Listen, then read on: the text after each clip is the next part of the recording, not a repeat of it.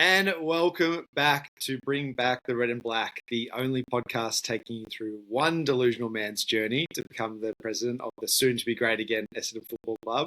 I'm your host, Ryan Kerwood, and with me, as always, is Ron the Don Shell. How are you, Don?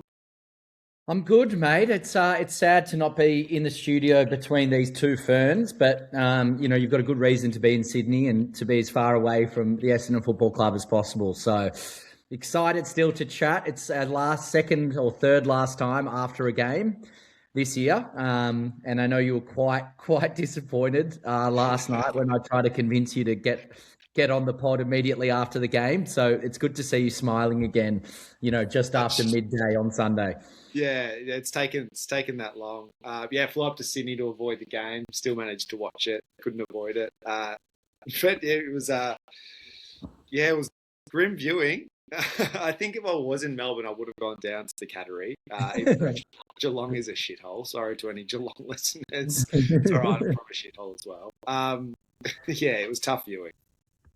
It was, but it got better. Like when you messaged saying there's no chance I'm doing the pod, we were down, I think, 69-4 at that point. And it certainly got better after that, both from an effort intensity and then obviously scoreboard output.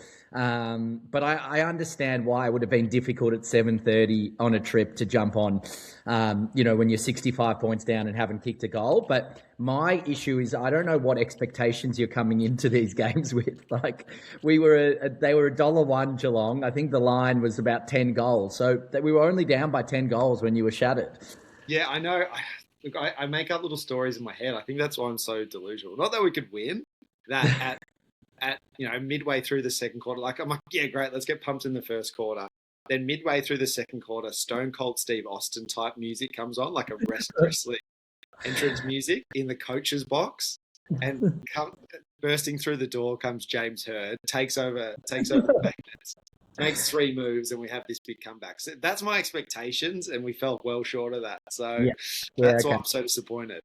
I get it. Look, before we get into quarter one, we don't have the Oracle here, so we're going to have to produce and run the show this week. I do want to go through the usual rundown for those who are joining us for the first time. Thanks for all the Bring Back the Red and Black listeners. It's been awesome chatting to you throughout the last few weeks in particular. But quarter one, we review the past game that happened, obviously versus Geelong yesterday. Quarter two, we preview the upcoming game, Sydney at the G this weekend. A strange location for that game, but always exciting to be back at the G. Quarter three, usually Ryan's time to shine, off-field, trade, free agency, list management, a bunch of those different things. And then quarter four, a combination between nostalgia and the Don's presidency pitch and a few other things as well. So we've got 4 great quarters ahead of you. And as usual, that does start with quarter one, which is 10 minutes per quarter, so we can try keep to some sort of regimented structure moving forward. So blow that siren, Julie. Blow that siren. Here we go. Quarter one. All right, we ended up, we ended up losing by probably the exact amount when you were not willing to do the pod. So I think it was 67 points in the end. And that was the score about, 5 to 10 minutes into the second quarter. So let's always, as we try to do here at Bring Back the Red and Black, start with the positives. And Ryan, I'm going to get you to get us going there. Yeah, it's a new name to the positives, or the ticks in my little book. Vigo Vicentini. Yeah, I think he was the clear standout for us with that sort of beautiful, handsome face that he has in the Italian heritage. But wow, for a 20-year-old, Ryan, he was quite impressive. Yeah, it's a lesson in you don't need to draft ruckman high. Took him off the rookie list, giving him 2 years to apply his trade in the VFL. We got a glimpse of him last year. But yeah, he was really, really impressive. Not just the fact of his age. He actually, winning tap outs, looks really good around the ground. I've been wanting a lot from Brian.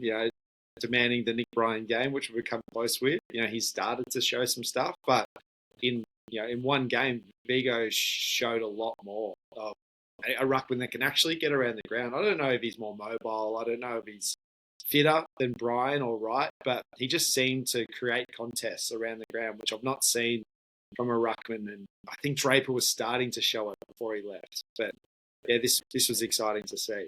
Yeah, he I'd like to say he won the ruck contest. Like, I think he beat De Koning. He smashed Not him. Yeah, no, he smashed him. Hit Yeah, it once. not only in hit outs, but around the ground, composure, and just one of the things which is hard to capture as a ruckman on the stat sheet is just their willingness to impose on the context. Something like there is no stat for how Max Gawn imposes himself. That's on right, every single contest. It's not just marks and hit outs. And Vigo had a bit of that already. And we haven't seen enough of that from Nick Bryan. Like you said, we had the almost Nick Bryan game, but almost immediately Vigo had a signature game. And his kicking, he actually looks like he could have a really good peg on him. He went through a few kicks that some came off, some didn't, but I was even impressed that he was able to try execute that skill, which hopefully bodes well for the future. Yeah, really, really exciting to see him out there. And just competing for marks, hitting like kneeing blokes in the back of their head, just causing some carnage. That's what you want with your big fellas. Just having a crack. Yeah. So, yeah, big tick for Vigo. Let's hope he pulled up okay for next week. So I'd like to see him finish out the year strong. Next one for me is he's been a regular in the ticks all year, is Dyson Sharp. Is he the steal of last year's draft? Well, I was just thinking about this, like, while I was watching the game.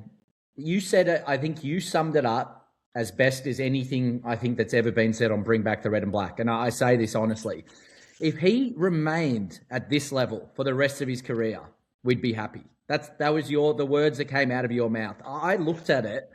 I was like, I don't need to think about Dyson Sharp. I don't need to think about his improvement. I don't need to think where is he going to learn this and that. I suddenly have a player where I'm just like, he's not in my thoughts. He's just, I know what I'm going to get out of him. That is such a nice feeling as an Essendon fan. We have so little of those types of players where it's just, it's a put in and take out. It's a better than bank interest job. And he is already that player. How is he already that player? Because Sullivan, Roby and these others, they're still not quite to the level. I think they have potential maybe above and beyond that. But he is a set and forget magnet and output magnet as well, which is quite insane. So is he the steal of the draft? Like, there's an argument to be made over the last 5 weeks that he potentially is. Yeah, like he's making his run a little late for the Rising Star. But had he been playing at this level all season, it'd be a no-brainer. He was the second favourite going in. So, like, he is ready-made AFL. It's interesting, like, I remember Dyson Heppel being sort of said the same thing, like ready-made AFL player. For some reason, was in the McKinnon Hotel during the week, and the 2011 Essendon game against Geelong, where we beat him, which was great playing. Dyson Heppel played in that game, got 30 disposals, but looked like a baby, looked like a child. So, yeah, Dyson Sharp is, like, I mean, maybe it's because he's balding, but he's already looking like the ready-made package. It's funny, at the start of the year, I remember Tom Hawkins going, gee, this guy reminds me of Selwood. I'm like, oh, that's exciting. And then didn't play well that day. And we put a line through him pretty quick. But I don't know, maybe. Maybe he can be a poor man Selwood. I'd be stoked. Poor man Selwood would still be one of the great players. 27 touches, 7 clearances, 7 tackles. Like, yeah, what the hell?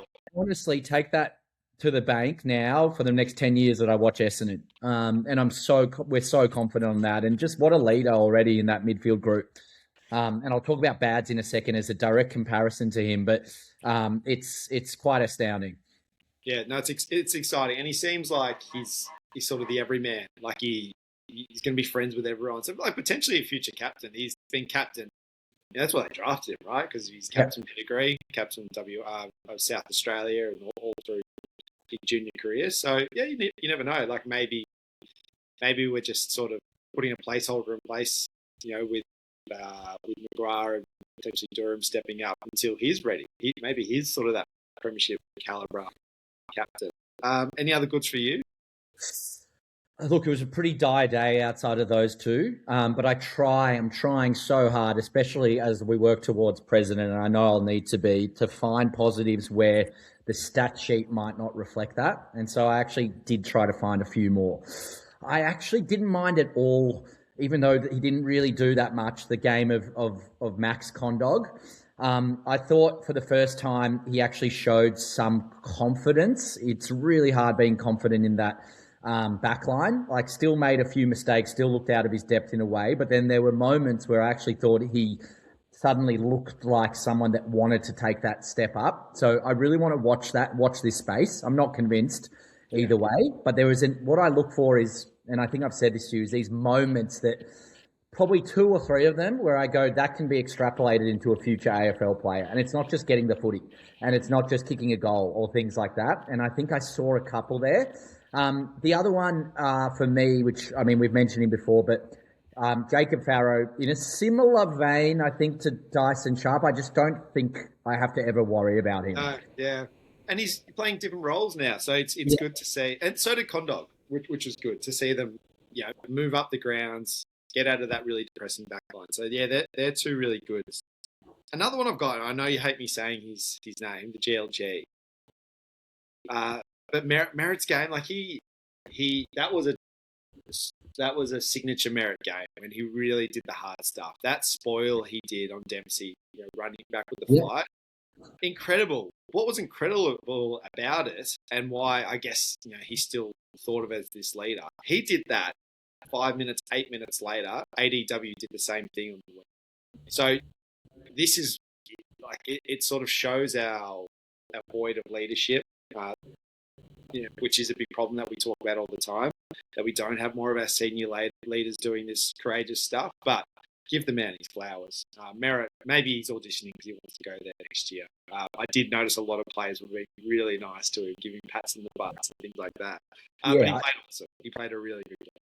Look, I will give his flowers for this game, but I probably look at this a bit more cynically than you. You know how I feel about this situation, and I do think, rightly or wrongly, there's a selfish element to it, as you noted. Like, he wants to play well in front of the teams that he wants to, be traded to, and I can't shake that. And there's also only 3 games remaining for the season. Like, if you've ever been in a job you don't want to be in, when the finish line is near, you do find like this final renewed sense of energy. You just do, because you're like, it's over, and who cares? I'm going to go out on a high. Now, again, I'm not using this as like, still, we want to see that, and I'm really glad we're going to see that. But I still, that's how I view that. Is he played a really good game, but I sort of know why.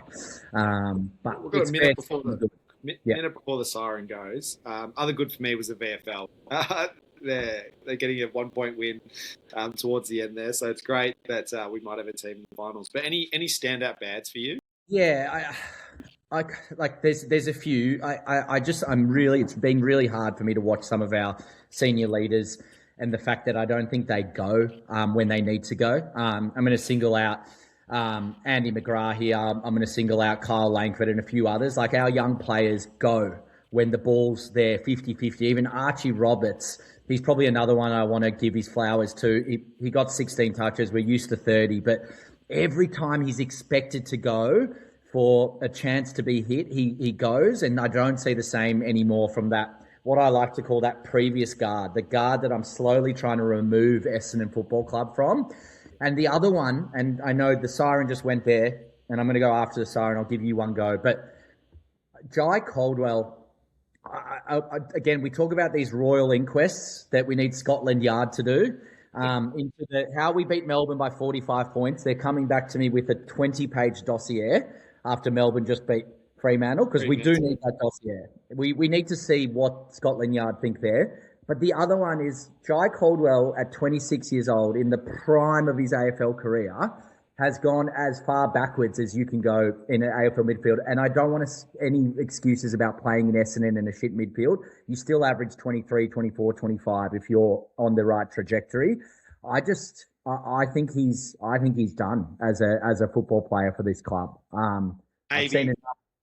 But Don, he played 62% game time, had 9 tackles. So, what influence do you think he had an influence on the game at all? No, but like he's building up. But I agree. Something needs. I don't know what's happened here. Look, it's a nice segue into the next quarter. So the only other bad for me, tackling coach. Can we just hire one? Because that was unbelievable how poorly we tackle. I know we're boys and they're men, but we've been little boys and they've been men for Geelong for the last 10 years. What's going on? Yeah, our men aren't men. That's the problem. Just learn to tackle. Just hold a tackle. Unbelievable.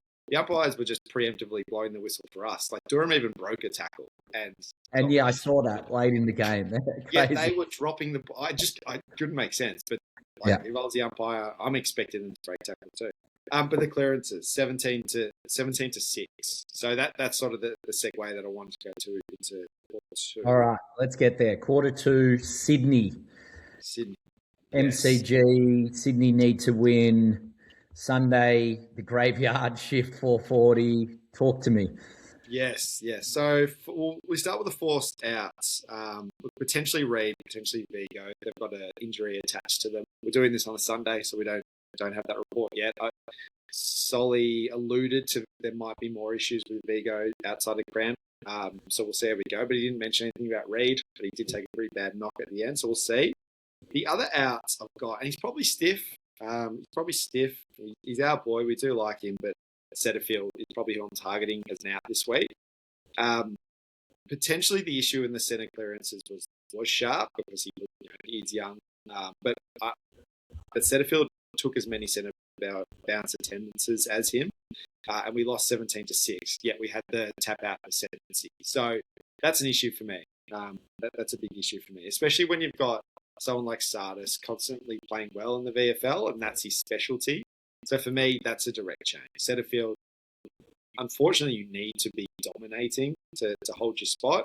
As sort of Brad Scott alluded to in a weird comment before he left, you kind of need to be at a Brownlow caliber level to play that role, which is ridiculous. But, Sardis is playing at that caliber in the VFL. Let's give him another chance for the next 2 weeks, especially to fix an area that we're trying to build our game around. And the other out I've got, I wasn't sure why he got picked in the first place. I didn't really see much from him. Did you? No, I didn't. And he's someone I'll chat through quarter four when we go through the starting 22 there. So, I sort of agree with that. So, I guess with those two forced outs, who are coming in for those two? Well, yeah, so we've got, let's say 4 outs because we've probably got to be conservative at this point. So give Reid a rest, give Vigo a rest. Gresham kicked 4-3 in the VFL, and he's had a good run. Go on. No, I somehow came to terms with him coming back in the team more just because we didn't have anyone else, and he sort of deserves it. But it's just so funny.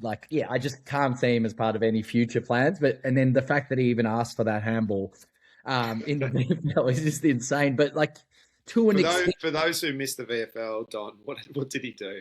Well, we're down by 5 points or 4 points, 5 points. And we had a kick into the forward line, and an incredible mark was taken just before the siren by a player that's never kicked an AFL goal. So they've got a chance to relive, as the commentators always say, their backyard footy dream.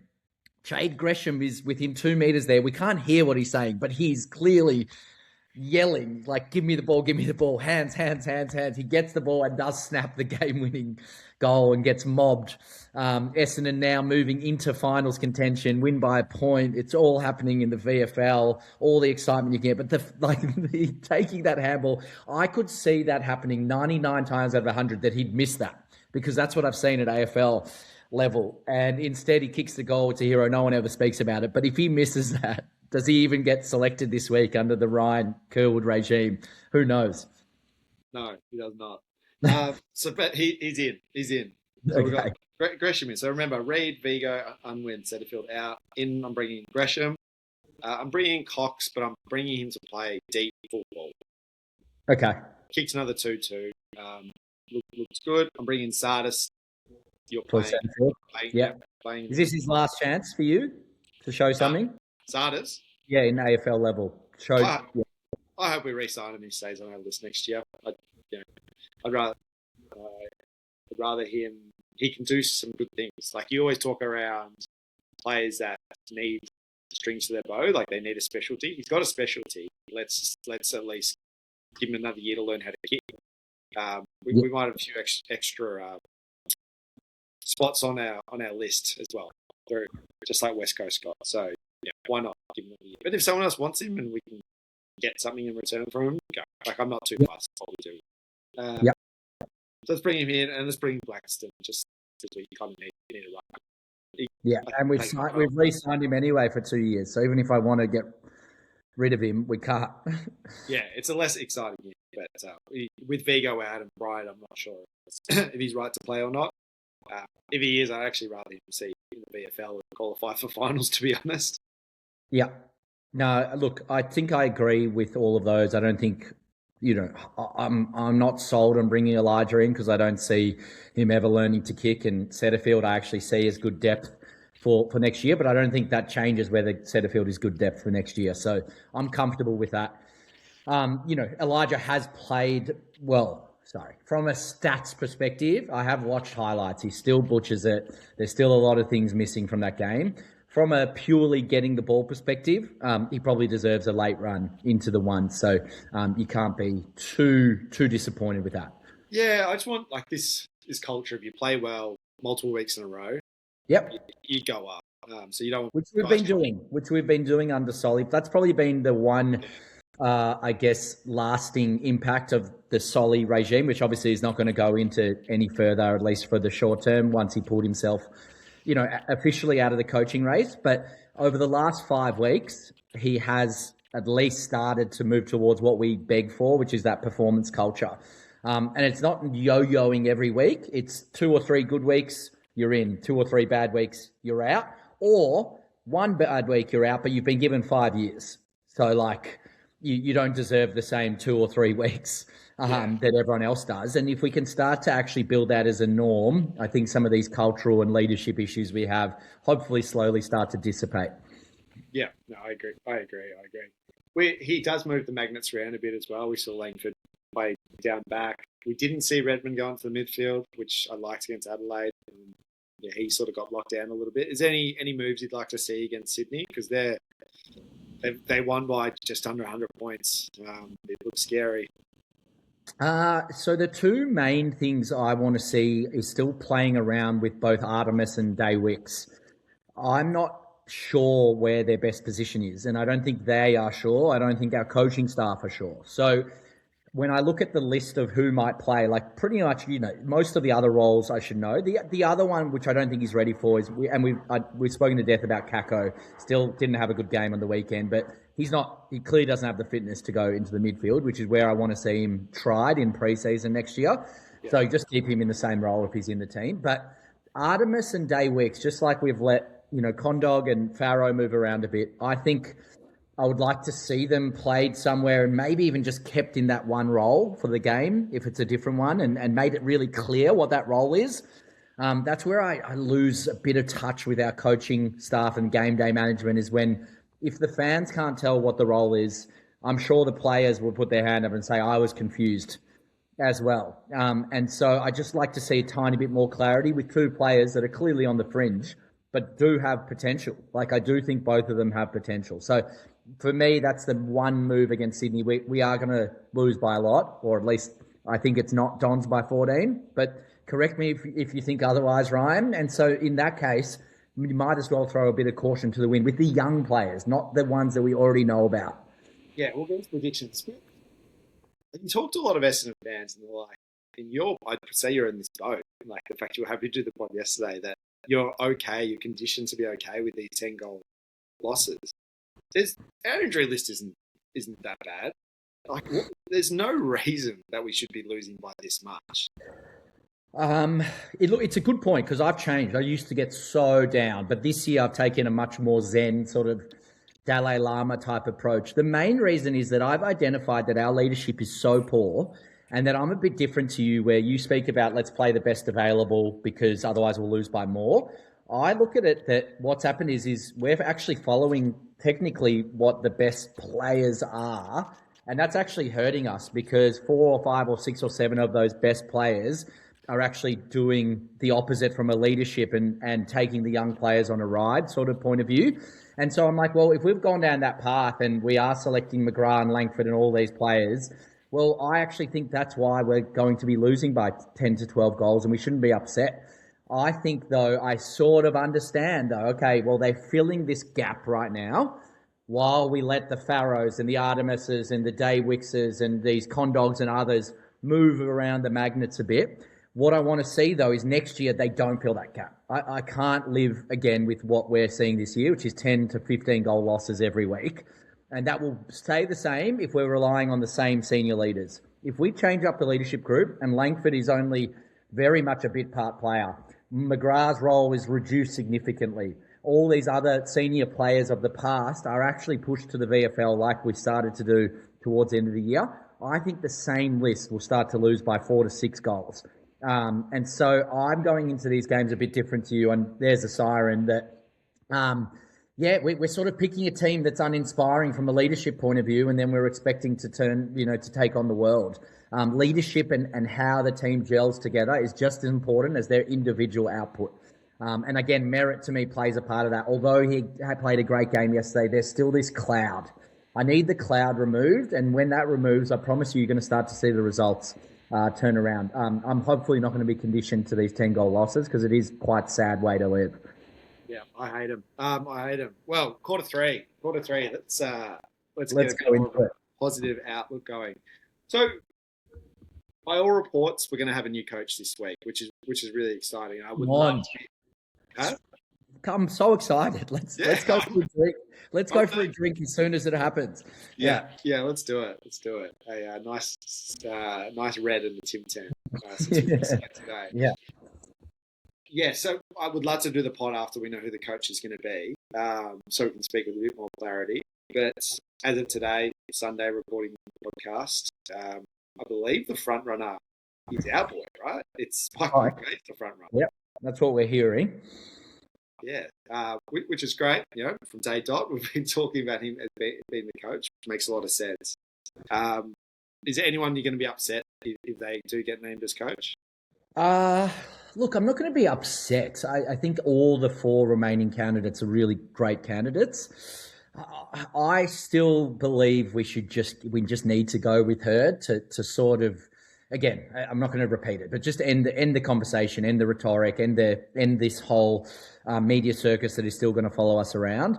I've read, though, that they believe that potentially Spike McVeigh is that middle ground where you're still bringing in old Essendon, but you're not falling trapped to, let's call it, going to a coach who hasn't coached at the highest level, for 10 plus years. So I think we have to go with an Essendon coach. I think it needs to be one of those two. I think it needs to be heard. But if they end up going with McVeigh, I'm going to get fully behind him. And if they end up going with one of the outsiders, we'll do the same as well.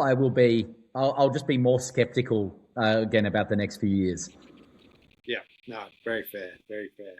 Well, the point I want to make is whoever does get the role, and I somehow hope it's a combination of her and McVeigh. They can figure that out. It's a big ego thing to park. We've talked about in the past. But whoever's the coach, I was thinking, are they excited about getting this role because it's a coaching role? Or they're excited about getting this role because of the list that they're inheriting. And the more I think about it, I just had this inkling. I'm like, gee, we've done a lot of turnover. We've done a lot of drafting, and we've played a lot of kids.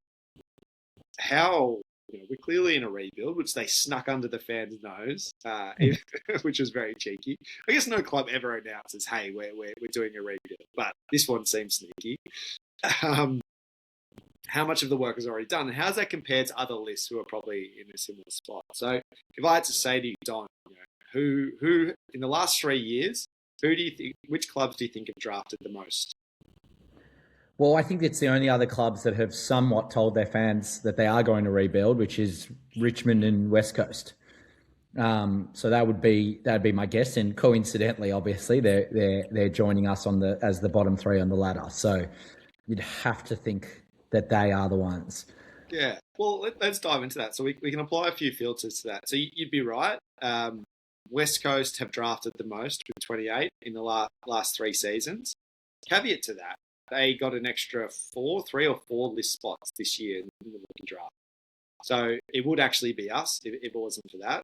West Coast in the last 3 years drafted 28. We've drafted 26. The next closest is Gold Coast with 23. Then Richmond with 21. So interesting. We've been doing this on the fly. And then if you look at players that are still active on that list, it drops down a little bit, and it's really just us and West Coast that are above 20. So West Coast still with 26 active players and us with 23.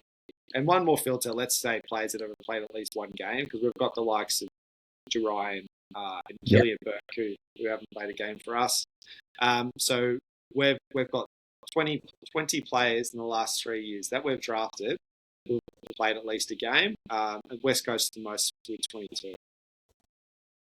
Going into this pre-season, when this is the season that we're loading up in the draft, we're going to have potentially 6 to 7 picks in the top 30, if you start to believe the rumours with just a couple of trades and assistance packages and compensation picks that we get through the new draft rules. So let's say we delist 2 or 3 of those. There's going to be at least 25 players, because then you add Artemis to that as well. So I'm saying there's going to probably be 25 players that's your nucleus that you've drafted in the last 4 years that you're inheriting.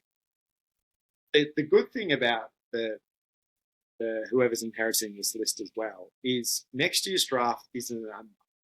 So for those who aren't aware, we've got a really good father-son pick coming through, projected at number 1 at the moment, but top 5 at least, in Kobe Buick.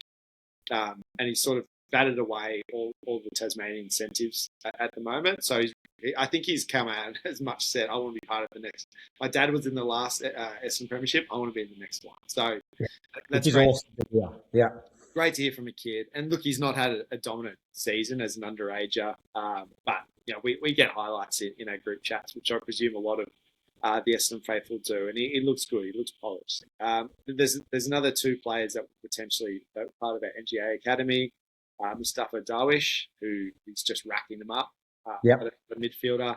We might get access to Roden's son, which would be really good. He looks like a really good player. Another potential top 30.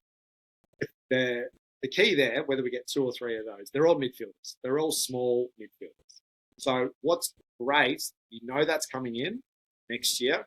For this year, where in the top 20, there's a lot of good tall stock in terms of defenders and forwards, and potentially Harry Van Putten. You can actually make decisions over a 24-month period as opposed to just the next 12-month period. It's a luxury, a definite luxury. Exactly. The other thing is you don't need any more kids. Like when, you really don't. Let's say we've got our next 2 drafts, it'll probably end up being closer to 27. I'm playing unders there. 27 kids drafted in a 5-year period, which is ridiculous. That are all you've retained on your list. You turned over a few list. The rest of the list you just need to top up with needs and senior bodies of players, because that Rose's crop is going to come through together. So this is why I'm quite bullish and excited that the hard work is maybe it is really done. Yeah, no, it's a really good assessment. I think. And this is why we probably, and look, do I agree that Essendon went to AFL and cried like a little baby? No, I think it's a bit pathetic. But this is probably why we get hurt when people like Lee Matthews and others come out and say, "Oh, the Essendon job is not an attractive job at all." Like, it just shows a lack of understanding actually of what's going on in Essendon. Just looking at the surface level of a pretty broken club that has had 2 wins in 35 weeks or whatever the number is, that hasn't won a final for 8,000 days. But when you dive deeper into it, and obviously that's what a coaching candidate would do, and that's what a list management person would do, and that's what anyone would do when we're pitching to those coaches, there is a lot there to be excited about. And that's probably another reason, to your point in quarter 2, why I've been a bit less hurt by this year and the losses, is that we finally snuck that rebuild out from underneath our nose, and it's right in front of our faces. And it's helped that this year, and immediately, because you and everyone keeps telling me that players take 5 years to develop, and I don't disagree with that. But every club sees the fruits of their labour for 3 or 4 players the year after they're drafted, and we've finally seen that with Farrow, Sharp, and Roby, and we haven't had that for 10 years. We've just had this same rhetoric of give them time, give them 7 or 8 years. So now that I've seen that is bullshit and that you can actually have players go well in their first year, and still have time to significantly develop into the players they are. And everything you've said, like those are massive numbers, 23, soon to be 27, 28 players that we've drafted and retained on our list from the last 3 or 4 years. It'll be 5 years, let's say, by the end of it. That is an awesome time to come into a club that still is one of the top 4 clubs in the AFL. And so, it's really exciting. And Solomon's big on this, and this is why I hope he really stays as an assistant next year, because I think that's a little bit at risk. He's like, the next 40, 60 games are pretty pivotal, which is true. Like, these guys playing together, knowing their strengths and weaknesses, knowing which sides to run, what their patterns are, this is where the development starts to happen. It's you sort of become a sum of your parts as a player. I talk about, a few weeks ago, still pushing the case for why Parrish is good. Like, he would look to spots where there just wasn't a player. Because, he's playing with a bunch of new players every single week. Yep. So as long as we can keep this nucleus together, because, you've already gone to the effort to get these kids in, play them, let them play together, let them find their actual roles. And that's a good point. Start recruiting for needs around. Yeah, and that's the siren. So I'll say, last thing to that, which will lead us well into quarter 4, is that whole concept of the crop coming in together, which we haven't had, somewhat through poor drafting, some through injury, some through a combination.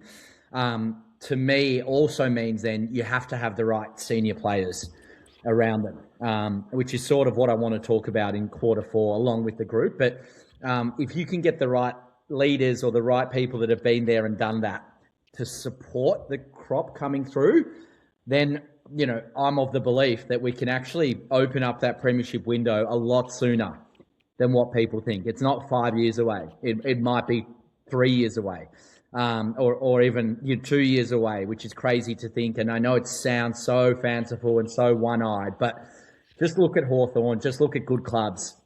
They don't bottom out for 5, 6, 7 years. They don't need to.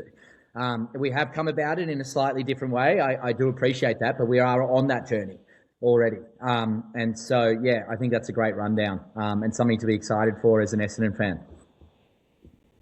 Good. What do we got for quarter 4? Quarter 4. All right, great lead in here. So I wanted to look. We are both positive and critical, I think, of our players in the right amounts. I think at the end of the day, they need to be judged as at the end players/employees for the Essendon Football Club. And if you're doing a good job in any job, you should be rewarded. And if you're not doing a good job, you should not be rewarded and you should be punished. I hate this idea that we need to coddle these football players on hundreds of thousands of dollars, yet in jobs where people are paid 70,000, 80,000, 100,000, they're still held to a KPI matrix and a performance culture. So putting that to the side, there's a way to analyse players and to do it in a respectful way, both positive and constructive. And I want to always hold ourselves to that regard. And I thought we've spoken about so many players over the last 6 weeks in particular. Why don't we look at yesterday's list? And as if I was the president and I had somewhat of an ear to the coach and, the player list management, obviously that's not my job, but certainly they're all chatting together. I would want to just provide my assessments on where the current 22 from yesterday stands as we head into next year. So it really links to what you were saying, why there should be reasons for us to be excited and why I still think there needs to be some hard decisions made as well. Oh, let's go through it. So let's go through it. We're going to start. This is as it was listed on the afl.com.au website. You're starting in the back pocket. Did they play exactly in these positions? No. But we'll start with Jacob Farrow. Easy. 250 games, 5 All-Australians, mini Pendles, mini Bont. I don't care what you call him. He might end up being the second best player from this draft. We might have the top 3 best players from this draft when all is said and done. But I think he has the potential to be a bit of a swing player. But yes, I'm comfortable him in this sort of halfback role long term. Easy one to be excited about. Zach Reid, fullback. Look, I was one of the big detractors of Zach Reid, not from a talent perspective, but the same Jordan Ridley thesis I have. If you can't play more than 15 games in a year, get off our list. You're not to be relied upon. He's going to play over 20 games this year. Why? Already has.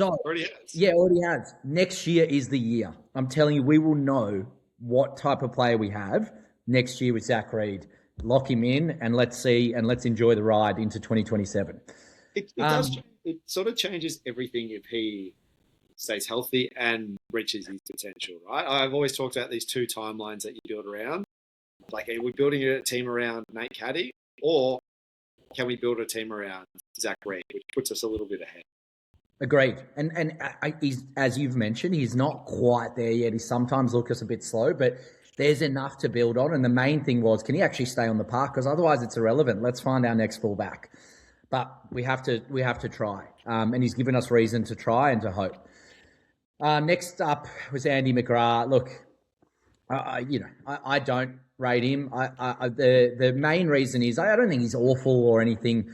I just think he's a below average AFL player. But more than that, I don't think he does the inspiring things on the field that a Farrow or a Greek Freak or an Artemis or all these players would look up to. That's what hurts me the most. I want him to be a bit part player of our next year. He's obviously going to retain his spot on the list. Certainly shouldn't be captain, in my opinion. I don't think he really should be in the leadership team. From all accounts, he's an amazing bloke and he's amazing off the field. But if we keep forgetting, on field is really so important. How you inspire on the field, I just don't see it. And so I want him to be a part of the team, but not a major part of the team. And I think that's a huge step forward for the Essendon Football Club next year. What's they kind of did well with him yesterday, and maybe kind of it's hurt his performance this year. He has moved around a lot and is playing a lot of different roles. Where I think that's going to help us in the long run is you can't, if he's a good leader, good on-field leader, can point fingers and tell people where they go, great. Like, we need all the leadership we can get. So I'm not going to push him out because of that. But if he can just be sort of that fix-it, plug a hole type of player, great. He started the game on Tom Stewart, playing a defensive forward role, and then moved to the midfield, moved down back. He can play a lot of different roles. So, it's good to have those type of players with that level of versatility.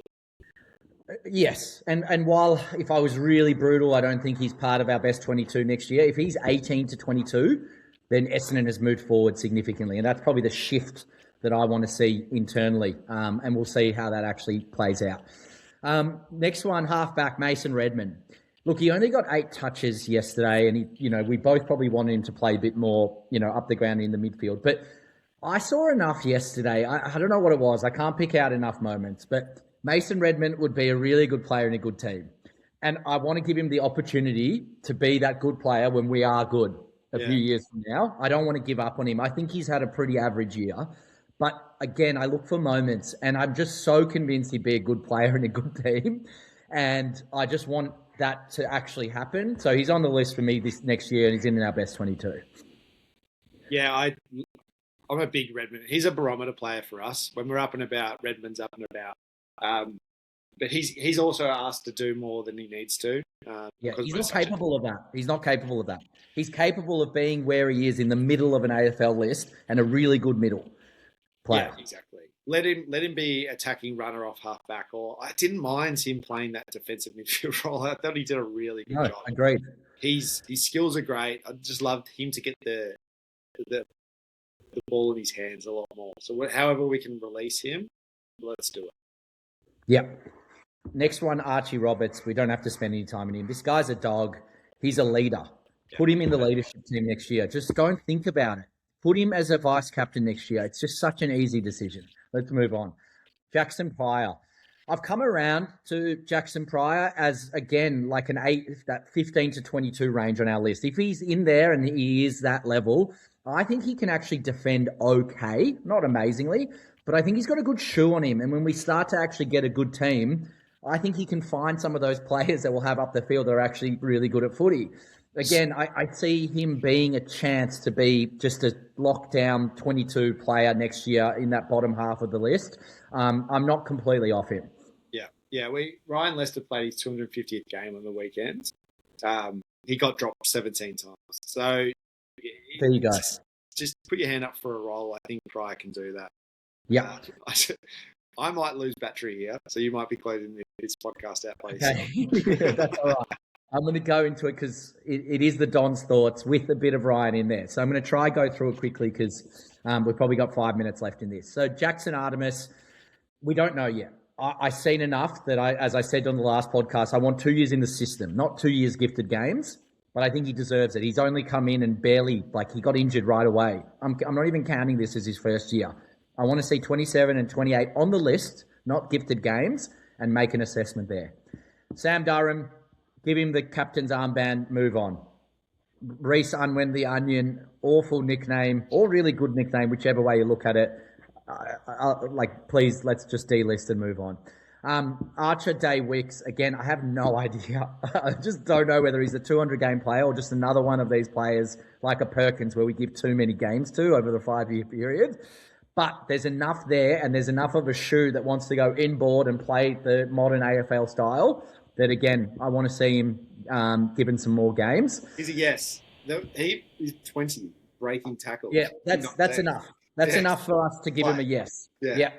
Nate Caddy, obviously, love. One thing that I saw yesterday, and I want a coach to come in and just spend this time with him, he's so eager to be the best player he can be and to bring that flag to Essendon, but sometimes he just needs to calm down. Like, he wants to play on. He wants to move. I love it. We can't take that away from him, but someone needs to tell him when you take a mark, like, go back and there's some of the fundamentals aren't there. This is not that time to do it. Obviously, he's a superstar. He's in that team. Will Setterfield, great depth player. I want to keep him on the list, but if we're doing well in next year, I don't expect to see him in our 22 each week. I expect to see him when there's injury. Well, because he's in the team. Yeah, but he's somewhere in that range where I think he comes in, he does his role. He's got great training standards and he treats it to a higher level than some of our players of when he gets given the AFL opportunity. But I don't think he's obviously a superstar. Yeah, I really like Next up, Kyle Langford. I'm done with Langford. I think there's enough other talent on our list that can come through and take it. I think he's part of that old guard. That might be a harsh look, but he's one of those ones where I think if you make the tough calls as a list, you actually move forward. And that's how I feel about Kyle Langford. Well, on that, the point I'm making the quarter 3 is that we've made enough of those tough calls. I don't think we need to do any more. So happy for him to hang around. He's in the leadership group, so they've obviously penned him as a leader. We can play him forward, we can play him back, we can play him on the wing. He shouldn't be gifted games. He should have to earn his spot, but I don't think we need to move him on at all. Okay, yeah, but again, similar to Setterfield, I actually think if he's not getting gifted games, Essendon is somewhere around that 7 to 10 win mark next year. I agree. Yeah. So then Peter Wright, look, I think you just keep him in the team. I don't think he's a long-term forward. I think he's more of a backup ruck, but 6 goals, 0 goals, 6 goals, 0 goals, I think is what you sort of can expect from 7-seater. Kako, we've done to death. Obviously, give him one more year, but I am still a tiny bit worried. Jesus. Yeah, no, I am. I'm worried. I mean, the last 7 weeks, it's not a good 7 weeks. Let's just leave it at that. But he's obviously in our best 22 for now. Vigo, give him more opportunities. Sharp, just make a little statue of him, a mini statue next to Roby, and then an even smaller Pharaoh statue next to the Sharp and Roby statues. Just make them now. You just want Babushka dolls, don't you? Yeah, I want little Babushka dolls because we're going to have to make the statues anyway. Let's do it. Merritt, thank you and goodbye. We've spent enough. Genuinely thank you and genuinely goodbye. Zach Johnson, something's there. He's in that Archer Day Wicks category for me. I can't figure it out. I know I have strong opinions usually. I have no idea what to do with Zach Johnson, so he stays in. My favourite comment is he looks like an Adelaide halfback player. He just looks like a generic AFL player. And he genuinely does. It's the most accurate way to describe anyone. It's like everyone knows, who's Adelaide's halfback? Yeah. Yeah. Agreed with that. And we've got the siren blowing now, so I've got 4 more to go through very quickly. Huss, best 22, lock it in, especially after a preseason. Yeah. I know he only got 4 touches yesterday, but no one would have got more than 4 touches in that forward line. Max Condog, another chance. I'm starting to see something. I didn't see anything in the first few games, but again, it takes time. And we haven't given him the 5 years we've given to the next name, Archie Perkins. He kicked 2 goals yesterday, but there's so many things, if you're actually watching the game, that he still doesn't do to the level that we need him to do. And that includes going when you need to go, from a courage and from all of these perspectives. Again, I see him as either a D list or in the very fringe players that sometimes come into our list and actually plays more VFL next year. And then the last but not least, Jai Caldwell. Jesus Christ. I have no idea how you can go from 25 possessions to 17 possessions and halve your tackles. You said 62% game time. It's been a really average year. If I was being absolutely brutal with all these midfielders coming in, he's going to be delisted at some point over the next 2 years. There you have it. That's my assessment of the list. You may agree or disagree. Email us, bring back the red and black, DM us, ask the Don anything. I don't think that was a really negative assessment. I thought it was quite a positive one. I think it was quite realistic of where we stand. I think it actually ties into what you're saying in quarter 3. And I hope a new coach is willing to come in and make some tough decisions on existing senior leaders. It will only benefit this football club. There you have it. We're all at the MCG Sunday. 4:40 Sydney. Sunday. We'll see you there. We might do the pod straight after as long as we don't lose by 120. Okay. All right. See ya. All right. Thanks, guys.